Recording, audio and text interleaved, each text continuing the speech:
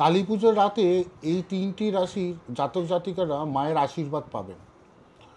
যদি ঠিকভাবে তন্ত্র করতে পারেন বা ঠিকভাবে তন্ত্র ক্রিয়া করতে পারেন, তাহলে আপনাদের এই উপকার আপনাদের হতে বাধ্য। মানে ধরুন আপনারা কোনো রকম কাউকে বশীকরণ টাইপের কিছু করতে চাইছেন কিংবা আকর্ষণ করতে চাইছেন, তাহলে এই ৩টে রাশির জন্য অনেক ভালো, এবং কাজকর্মের জায়গার জন্য এই কাজটা করলে আপনাদের ভীষণ উপকার হবে।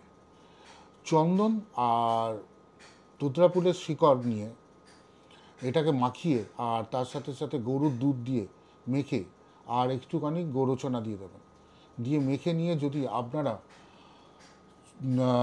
কালী পুজোর রাত্রিবেলা এর টিপ পড়তে পারেন, এবং যার নাম করে এই টিপটা পড়বেন সে আপনার দিকে আকর্ষিত হতে বাধ্য। আপনারা করে দেখবেন। তবে এই ৩টি রাশির জন্যই প্রযোজ্য, সেটা হলো মেষ রাশি, সিংহ রাশি এবং ধনু রাশির জন্যই প্রযোজ্য।